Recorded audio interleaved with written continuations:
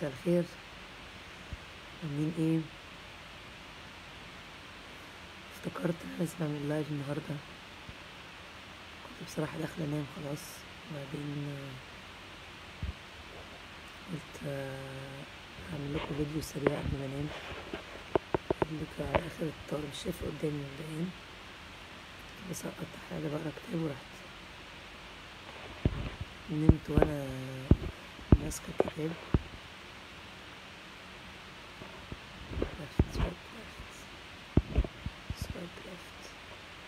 مش مصدقه ان بكره الجمعه، مش لازم اصحى بدري. هاي رضوى، ازيك؟ تعب، ده اول اسبوع نرجع فيه المدرسه بعد الاجازه.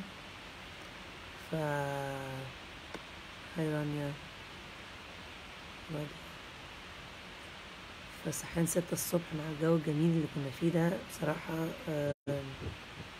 مأساة. أنا لازم أصحى قبل ميعاد الأتوبيس بتاع ولادي بساعة أو ساعة ونص عشان أضمن إن هما يركبوا الأتوبيس في الميعاد.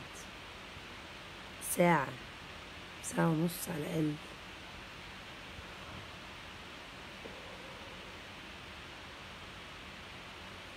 ليه بس أنت جيت في وقتي ليه؟ خير قوليلي. أنا هنا أهو يا مروة والله. بنام يعني. نمت وكنت بقرا كتاب هايل مهم جدا، مش عارفة موجود منه بالعربي ولا لأ، بس اسمه 1 2 3 ماجيك. هايل، بيعلمك بقى ازاي ايه تربي العيال. فاللي معرفش يربي العيال يلحق، عشان يعني في وقت معين بيبقى يعني الموضوع انتهى يعني. ميرسي هلا جدا. انا هنا اهو. هاي نادية.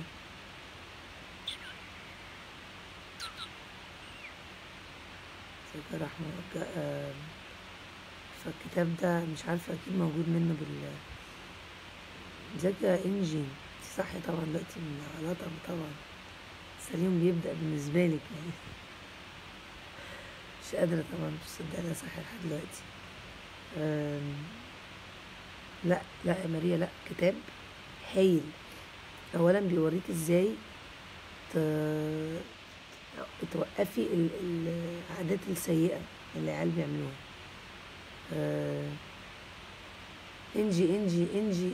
انجي وضاح القاسم. انجي هاي أدرية، أيوة فاكراكي. هلو. فالكتاب عشان قبل ما انسى، قبل ما اتلخبط. هاي from ألجيريا. بدر ازيك؟ كندا ويوسف وسليم، سلمي عليهم قوي يا نهاد.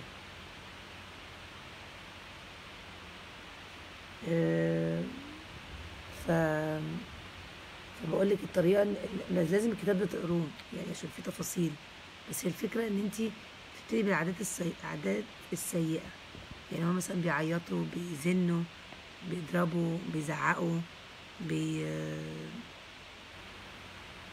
بيرسلوا علينا او على اخواتهم، القصص اللذيذه دي كلها. كتاب اسمه 1 2 3 ماجيك، هايل. هو عندي بقاله فتره، كنت بقرا فيه كده حتت، قلت يعني عادي يعني كتاب، عشان قريت كتب كتير جدا مفيش كتاب دخل دماغي قد الكتاب ده. فكتاب اسمه 1 2 3 ماجيك. بوريكم الكفر بتاعه بقى، بصوره واحطه على البيج، بس انا تحت الكتاب بقى مش هعرف بقولك بعد اسبوع واحد. هو الفكره ان انت ايه، ما بترغيش بقى كتير، ما تقعديش تزعقي كتير، صوتك مش بيروح كتير. هو من اول ما بيبتدوا يعملوا حاجه انت مش عاجباكي، من اول يبتدوا مثلا ايه عاوز مش عارفه ايه، فتقول لهم لا بعد الاكل، لا بس انا طب هاخده وبعدين هاكل. ما تقعديش بقى ترغي، مش انا قلت لا، طب ما انت ما بتسمعش الكلام، ما انت مش عارفه ايه، تعالى يلا يا ابني. ما فيش بقى، على طول تروحي تبتدي تعدي، تقولي واحد. واحد ايه يعني؟ ايه واحد؟ مش عارفه ايه. في الاول تشرحي لهم عادي جدا، تشرحي للعيال تقول لهم والله يا ايمان بينفع، ده انا قلت برضو عادي مش هينفع معاهم الكلام ده، نفع. اسمه 1 2 3 ماجيك. ماجيك فعلا بجد. يعني فظيع. انتي اللي هتعمليه تبتدي تعدي 1. فقالك ايه 1 يعني تعملي ايه يعني 5 ثواني ما ظبطوش الاداء 2 على طول. بعد 5 ثواني تانيين ما ظبطوش تقولي 3 وتروحي قايله البانشمنت يعني في عقاب. العقاب لازم يبقى في ساعتها، ما ينفعش مثلا مش هديك مش عارفه ايه مش رايح عند جدك الاسبوع الجاي، مش هينفع حاجه بعد. العقاب ان انت تعملي تايم اوت. تايم اوت ان هو يروح يقعد في اوضته، تروح تقعد في اوضتها. طبعا هتقولي لي هتقعد في اوضتها ازاي؟ هوصلها ازاي للاوضه؟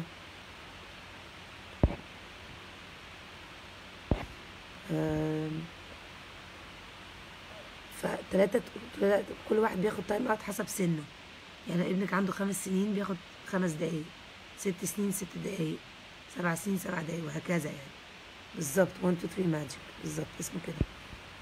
ف 3 دي تقول لها تايم اوت 7 دقايق لو هي عندها 7 سنين. هتقول لك لا مش رايحه مش عارفه ايه، تروحي من غير بقى كلام. اول ما توصلي لمرحله 3 دي هما بقى الاطفال بينبسطوا جدا لما بتبتدي تزعقي، فيخشوا معاكي في حوار بقى، فاهمه؟ هاي ماي هاجر بيخش معاكي في حوار العيل، هيبقى مبسوط قوي بقى ان انت ايه بقى جدل بقى، يعني هيبقى لذيذ قوي ان هو ايه بقول لك انا ما عارفه ايه، انا قلت لك ما تعملش مش عارفه ايه، ما انا اصلا مش عايزه اعمل انت بتقوليه، لا هتعمل يعني هتعمل. صوتك يعلى، زعقي اكتر فالطفل ينبسط اكتر، يخش في عراك.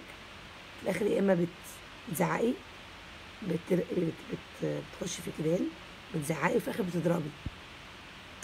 كتاب كاتب ان في الاخر بيوصل موضوع للضرب، والضرب ده مش مسموح اصلا، بس انت من كتر ما انت بتبقي متعصبه ان هو بيوصلك للدرجه دي فبتضربي. وده الضرب ده بيدل ان انت يعني مش قادره تتملكي اعصابك، او عندك مشاكل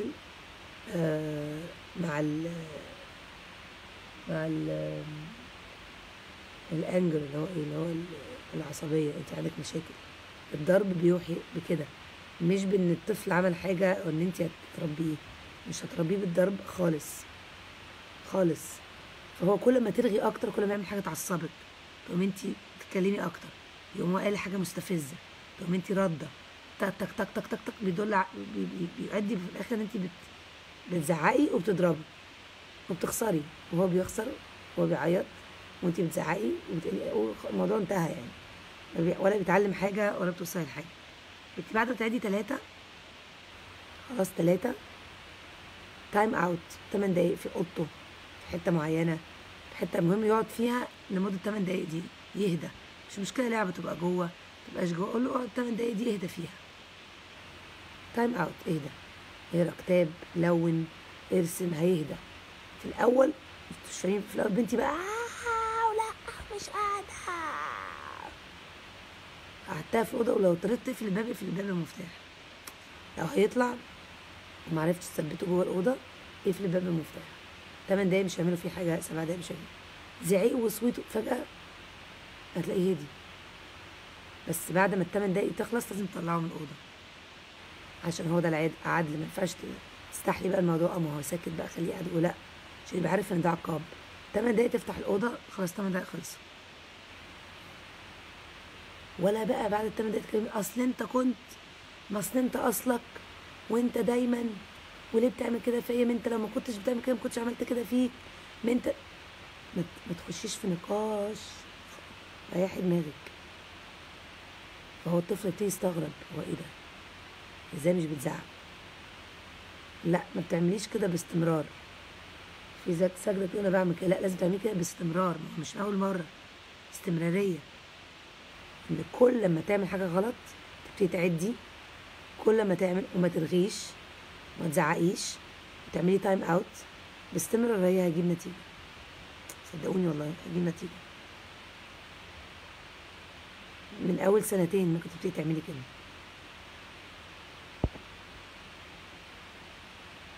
بالظبط كده. رانيا بتقول الطفل ما بيبقاش عصبي لما انت بتكوني هاديه وبتتصرفي بهدوء، كل ما انت تتعصبي الطفل هيبقى عصبي زيك. فالناس اللي بتقول اصل احنا نتعصب عشان الطفل عصبي، لا هو عصبي عشان انت عصبيه، مش انت عصبيه عشان هو عصبي. للاسف انا عصبيه فانا عارفه عيالي طالعين كده ليه، بس يعني الواحد بيحاول بقى ايه يبلبع بقى اي حاجه، يرقص اي حاجه بقى يهدى بقى عشان العيال ما يطلعوش عصبيين. العراق اهلا يا سما. اهلا بيكي وآل العراق، اهلا بيكي. رحمة. بس هو الكتاب فيه تفاصيل اكتر. بعد بقى ما بيحل مشكلة قلة الادب بتاعت العيال، الحاجات اللي بيعملوها وحشة، بيخش على الحاجات الحلوة اللي انت عاوزة عيالك تعملها. فدي بتبقى تكنيك تاني، مثلا انهم يناموا في مواعيد، يعملوا الواجب، يصحوا بدري، ينضفوا اوضتهم. دي كلها حاجات بوزيتيف، فدي ليها حلول اخرى بقى لسه ما وصلتلهاش. فالكتاب حلو قوي، اسمه 1 2 3 ماجيك. لا، هي بتقولي لا، لو فضل يعيط بعد 8 دقايق ما تهديش. لا، هو مش المفروض يفضل يعيط بعد 8 دقايق، بس لو فضل برضه بعصبية وزعيق بعد ما دخل الأوضة مثلا، ما تبتديش تعدي ال8 دقايق غير لما يبطل عياط. يعني فاهمة؟ يعني لو قاعد بقى اصل انت ومش عارفة ايه، قولي له انا هبدأ اعد ال8 دقايق لما انت تهدى. فاهمة؟ لما انت تهدى انا هبدأ اعد ال8 دقايق، هيهدى. هو اصلا مش هيقعد 8 دقايق يعيط اكيد، صدقيني. انا بنتي اصلا صعبة جدا، ما كنتش متخيلة. قلت هتقعد بقى دقيقتين، ولما تخش بتلاقيه بقى مامي اصل انتي مش، ما ترديش. ممكن تديها حضن بقى لما ترجعي الاوضه، تدي حضن، بس ما تقعديش بقى ترغي في الموضوع اتقفل. الموضوع خلص من اول ما خد عقاب، الموضوع انتهى. مش هنرجع نفتح الموضوع بعد ما تطلعي من ال8 دقايق دي. مش هنطلع نتكلم فيه، الموضوع خلص خلاص. فده ما بيديش بقى ايه فرصه للمناقشه والجدل. بيقولك ان الاطفال دول اطفال، هم مش، احنا للاسف بنعاملهم كانهم كبار صغيرين.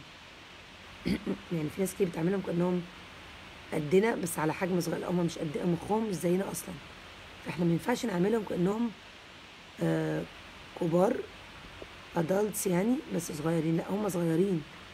فانتي تحاولي يعني تخشي معاهم في نقاش، او تخشي معاهم في فهم، او تفهمين اصل انت لما بتعمل كده يا حبيبي انا بزعل، لما بتعمل كده الاكل ده حرام هم مش يعني الكونسبت بتاع انك توضحي لهم او تشرحي لهم حاجه فيفهموها مش هتحصل. فانت متوقعه انك تشرحي له يقول لك صح يا ماما معاكي حق، صح ازاي فاتت عليا دي، انا اسف جدا. مش هيحصل. هم مخهم متركب بطريقه تانية عشان هم مش كبار. ما تحاوليش تخش في جدال معاهم.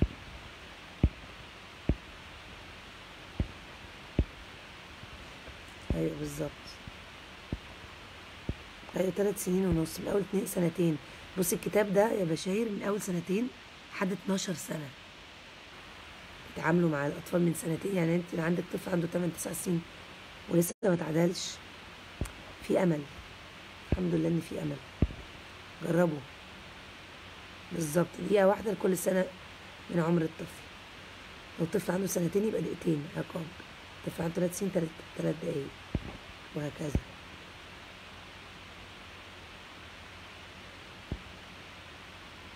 يعني هي بتبقى رايح دماغي دي، ولازم يعرف يتعاقب. هو مش هيفهم، انت هتقولي له، ما هو هيعرف لما يبتدي تعدي، هيعرف هو بيعمل غلط ليه،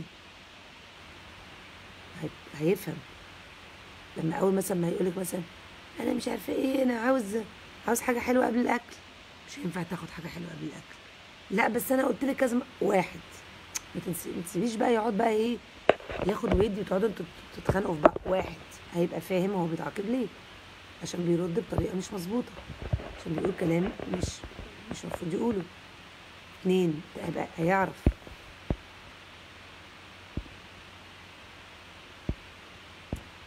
نفسي لوجي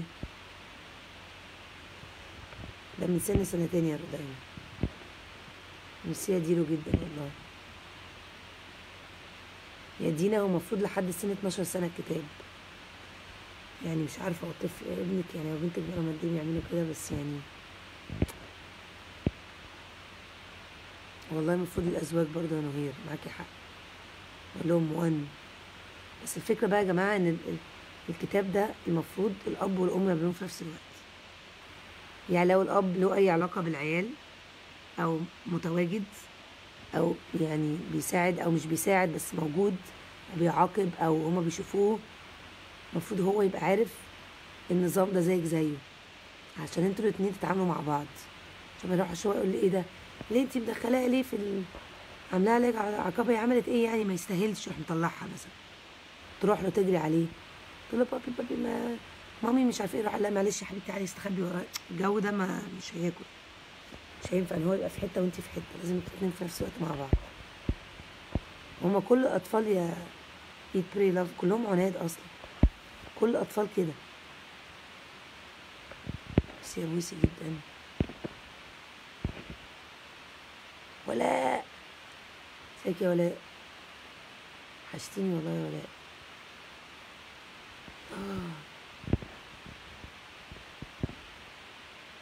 مش عارفه والله يا مروه نجيب الهدوء منين. بيقولك يعني لما تبقي عاوزه تتعصبي على الطفل ابنك وتزعقي، اكتمي نفسك، يعني بيقولك عضي لسانك كده، ربنا كده يعني. امسكي نفسك، اخرجي، امشي بره الموقف احسن ما تزعقي. مش قادره تمسكي وهو مش عاوز يمشي، امشي انتي، اخرجي بره الاوضه، اطلعي بره، نفسي هوا، اعملي اي حاجه بجد يعني.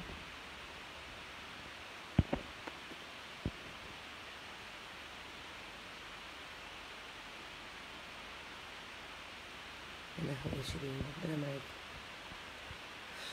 13 سنة ده كبير طبعا، بيقاوح وطبعا بيرد وطبعا بس أهم حاجة ميلا وجوزي نايمين يا إسراء، خدتهم المول النهاردة بعد النادي فأرهقوا، فناموا في العربية الحمد لله، عشان لسه هخش في موضوع النوم ده موضوع تاني. الفترة دي ماسكة بقى موضوع مش هسيبه ولا ما يتحل. قررت مش هسيب العيال غير لما أخلص على يعني ايه كل الحاجات اللي مضايقاني ورا بعض كده. معندناش امتحانات يا سمسم، امتحانات الأسبوع الجاي.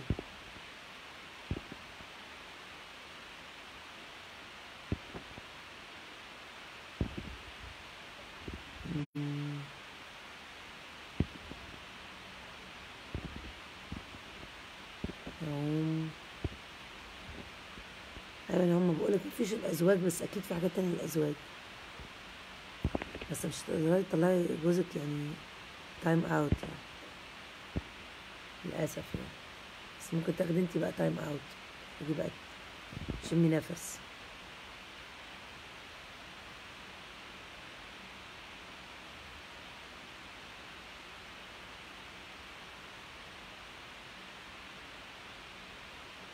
لا يا آية، لا لا لا لا لا، الضرب مش زي ده هيتعلم ان هو يعمل كده بنفسه.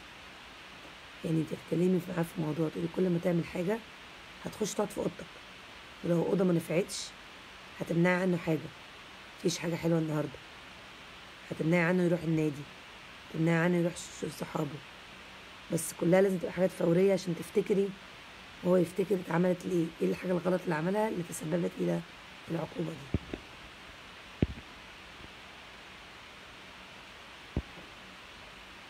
العيال بقت صعب قوي يا رشا، انا عارفة والله، من 2 يا خلود، من سن 2 ل 12 سنة. المذاكرة بقى والحاجات دي كتاب برضو كاتب عنه، بس انا لسه ما وصلتش للمرحلة دي. لما تحبي بقى الطفل يعمل حاجات كويسة تقعدي بقى تقولي له كلام كويس، شغلانة بقى محتاجة صبر بقى، لسه هقرا فيها لحد سن 12.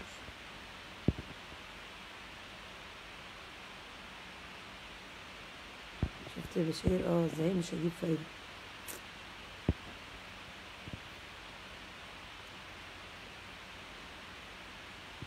لا يا نونا، مع الوقت السيء والبنات مش هيزيدوا، هيقلوا.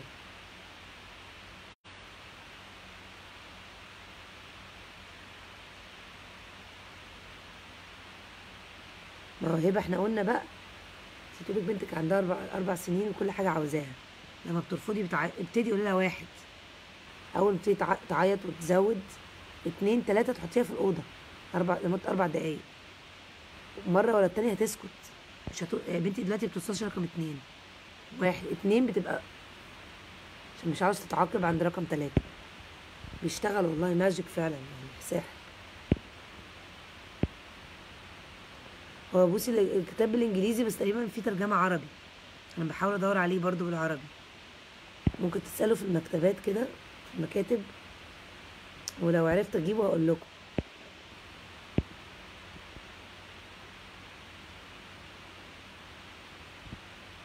شفتي بقى؟ بيجيب نتيجة طبعا. لا ما تضربيش من فضلك. ادم احمد ما تضربيش. العيال كلهم بيعملوا كده بس ده اطفال. انت الضرب ده انت بتضربي على اساس ان هو عقله لازم يبقى فاهم قدك.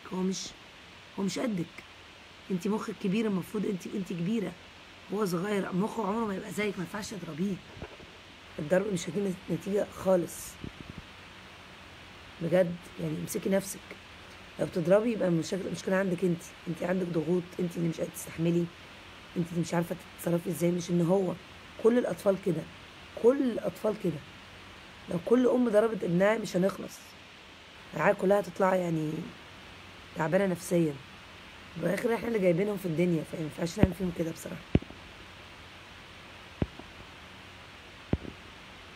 نفس الموضوع برضو يا ياسمين. 1 2 3. معرفش كتاب موجود فين، كنت كده من بره تقريبا، بس المفروض يكون موجود هنا في مكاتب يعني. لو هحاول ادور لكم عليه لحد سنة 12 سنة. كتاب اسمه 1 2 3 ماجيك. 1 2 3 ماجيك. هكتبه لكم حاضر.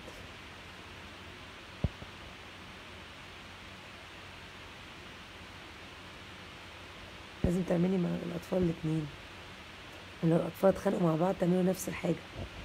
ممكن تقول لهم 1 2 3 ماجيك ليهم هما الاتنين في نفس الوقت.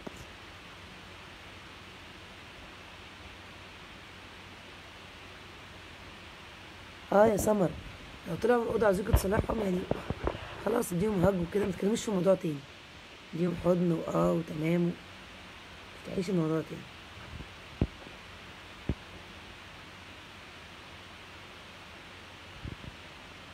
بصي بقى، ما هو هالة قصة ان بنتك تقولك بقى هعاقبك مش هكلمك تاني، ما هو ده طريقة ان هما يلووا دراعنا بيها.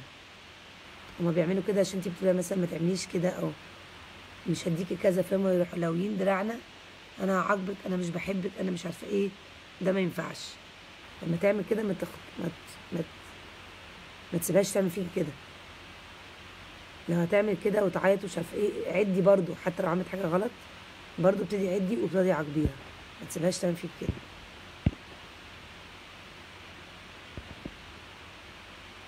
لا اسراء، ما يتعودوا.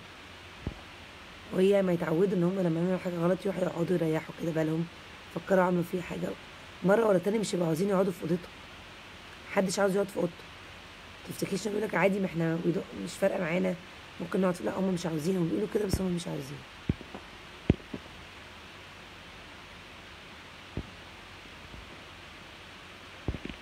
ما ت...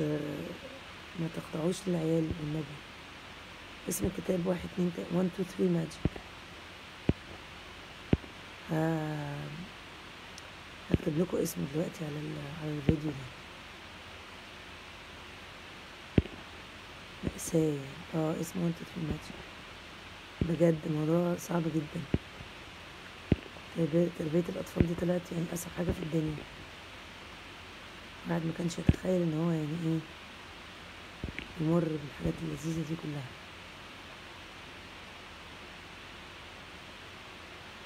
بصي يا رشا، لما بتروحي عند حد بيبهدل الدنيا ما تروحيش عند حد. طول ما ابنك مش بيسمع الكلام ما تاخدوش تروحي عند حد. خليكي في بيتك بجد وقولي له احنا قاعدين في البيت عشان انت مش بتسمع الكلام، فانا مش هاخدك في حته. وقبل ما تاخديه في حته قولي له انا هاخدك في حته. لكن لو اول حاجه غلط هتعملها هبتدي اعد لك 1 2 3 هنروح. وفعلا لو وصلتي 1 2 3 ما بطلش الزن او العياط او الصويت، خديه اخرجي بيه وروحي على البيت. مرة 2 3 مرة مش هينطق، والله العظيم صدق. 3 مرة مش هينطق. أول مرة هيعيط لحد 3 وتاخديه وتروحي بيه البيت عشان انتي قلتيله انا هروحك البيت. تاني مرة 1 2 ما بطلش بقى عياط شدة عصبية قلة أدب. 3 تشديه تقولي قلتلك تبطل عشان ما اخدكش البيت، خديه وروحي البيت. تالت مرة هتقولي احنا هنروح دلوقتي، لو عملت كذا كذا هروح البيت. هيصدقك طبعا عشان انت عملتيها مرتين قبل كده. فتالت مرة هيتكتم خالص، مش هيفتح بقه. بس هي بتيجي بالاستمرارية والتكرار. للاسف يعني الموضوع صعب جدا بس لازم نعمله عشان بعد كده انت هترتاحي. لو صمم ما يخشش اوضته يا ايمان شيليه، وعنده كام سنه شيليه بالراحه من غير ما تتكلمي خالص، ولا عصبيه ولا اصلك ولا تعالى معايا ولا شده. شيليه ودخليه اوضته وقعديه جوه، يقعد جوه الاوضه لمده 5 دقايق او 7 دقايق حسب سنه. وقال لك انا مش قاعد ولا لو ما قعدتش انا هقفل الباب. مش هينفع تقفلي الباب على، لو ما قعدتش هقفل الباب بمفتاح. اقعد بدل ما ابقى في الباب بمفتاح بس هتلاقيه قاعد.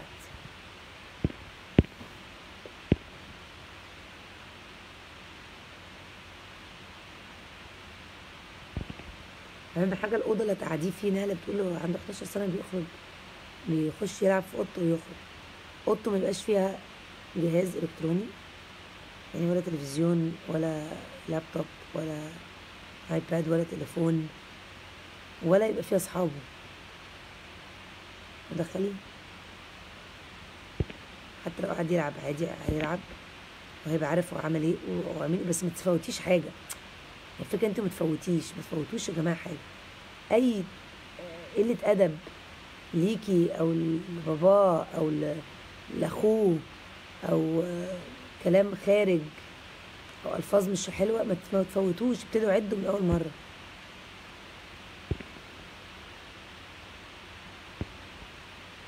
لولي انا مش عارفه والله اقول لك ايه. يعني ايه طول ما هي نايمه بتهبد رجلها؟ ده لازم يعني روح للدكتور. انا مش عارفه بتهبد رجلها ليه.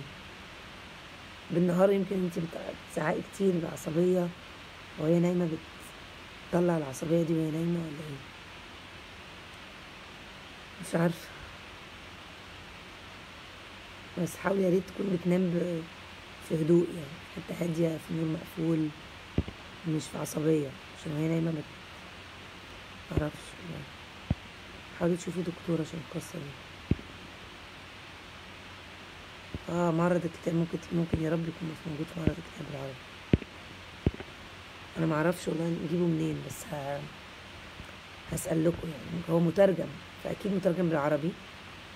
ممكن يكون موجود مثلا في مكتبة الشروق، في ألف، في الديوان ممكن.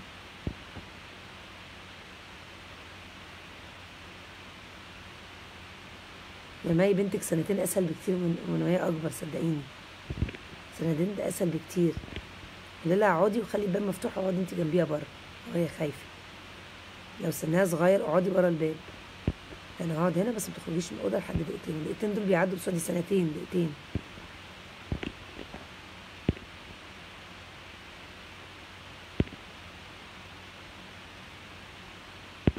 بس. الاسلوب ده بيتعمل يا جماعه في الحاجات الوحشه بس. يعني لما يجوا يعملوا حاجه عاوزين نبطلها، بيهيفير عاوزين نبطلها، مش بيهيفير كويس عاوزين نبتدي، مش عاوزينهم يناموا فنعد، مش عاوزينهم يذاكروا فنعد. لا ده بقى له حاجات تانية موجودة برضو في الكتاب انا اعرفها بعدين.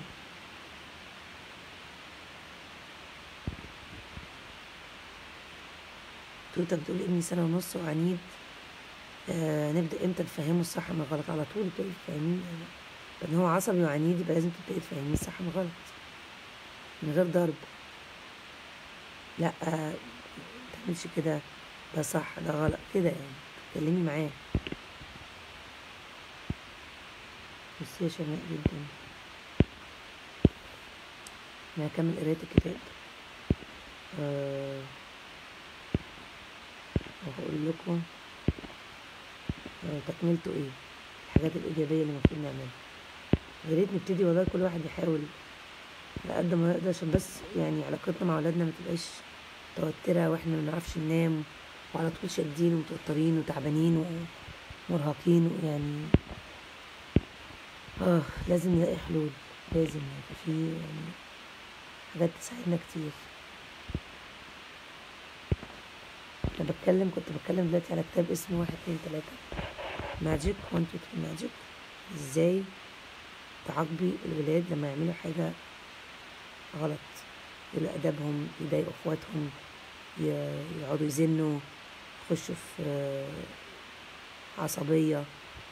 فرجعوا اتفرجوا، اللي ما شافش الحتة دي رجعوا اتفرجوا على الفيديو اوكي، انا هحطه دلوقتي على الصفحة عندي عشان تعرفوا تعملوا ايه. هي جوجل بتقول بناتي ما بيبطلوش ضرب مع بعض برضه، ما بيبطلوش ضرب، تبتدي تعدلهم هما الاتنين. قلت لهم هعدلكوا انتوا الاتنين مع بعض واحد، ما بطلوش هما الاتنين هيقعدوا تايم اوت، بس كل واحد في حتة مش مع بعض.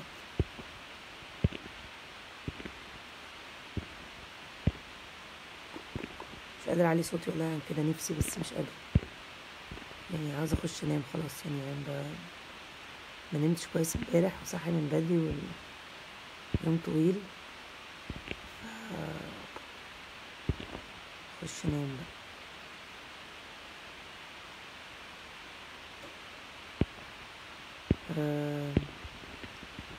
ربنا معاكم بقى في اللي عنده اجازة جاية،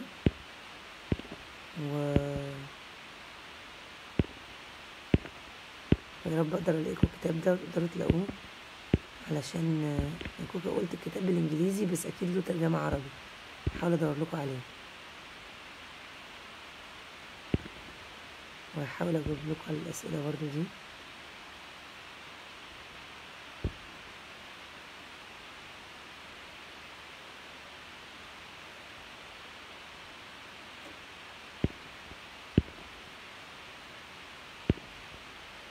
ميرسي يا سلمى جدا، هكتب لكم اسم الكتاب دلوقتي على الفيديو، وتصبحوا على خير. ميرسي جدا على الكلام الحلو، واكلمكم ان شاء الله يوم الخميس الجاي باذن الله، اكون وصلت بقى لبقيه الكتاب واقول لكم بقى بقيه الحاجات في الكتاب. ممكن يقعدوا على كرسي يسمعوني، لو هيفضلوا قاعدين ممكن. يا ريت ترجعوا تشوفوا بس الفيديو عشان الناس بتسأل في نفس الموضوع بتاع العقاب ده. اوكي، باي باي.